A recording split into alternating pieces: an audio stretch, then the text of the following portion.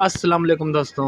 हमारे नबी के ज़माने में और हमारे नबी के ज़माने के बाद का जो ज़माना रहा है, उसमें हम मुसलमानों पर जब भी मुसीबतें आई, जब भी कोई दिक्कतें आई, तो मुसलमान अपने घर से निकल कर किसी जगह पर इकट्ठा होते थे और वहाँ पर अपने परवरदिगार को मनाते थे, अल्लाह को मनाते थे और किए गए गुनाहों की माफ़ी तलाफ़ी किया करते थे और मैदान में इकट्ठा होकर अल्लाह से दुआ करते थे।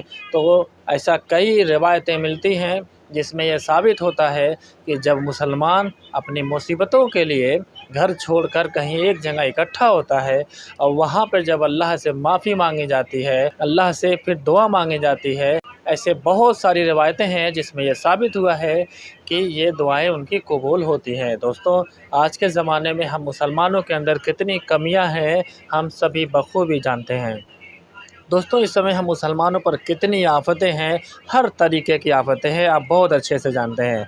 और अगर हम अपने क्षेत्रीय मुसीबतों की बात करें तो बारिश का एक बहुत बड़ा मामला है। लगातार मौसम बन रहा है लेकिन बारिश होना ही नहीं चाह रही है। ऐसा लगता है कि मानो अल्लाह हमसे बहुत नाखुश हैं। दूसरी बात दोस्तों, हम मुसलमानों का इस समय कारोबार बिल्कुल ठप है और पिछले कई महीनों से मुसलमान काफ़ी परेशान हाल है। तो दोस्तों, तो फिर हम मुसलमान को भी इस बात पर सोच विचार करना चाहिए कि नबी के ज़माने में फिर उसके बाद जो हालात थे, फिर उस हालात को सुधारने के लिए उस ज़माने के लोग क्या करते थे, उस पर हमको करना चाहिए, उस पर हमको मुत्तफ़िक होके उस पर चलना चाहिए। इसी सिलसिले में आज खैराबाद की ज़ियाइया लाइब्रेरी की जानिब से एक दवाख़ाने का एहतमाम किया गया, जो कि खैराबाद अतरारी की जो अहले सुन्नत की जो ईदगाह है, वहाँ पर यह दवाख़ानी रखी गई थी दोपहर में 3 बजे से।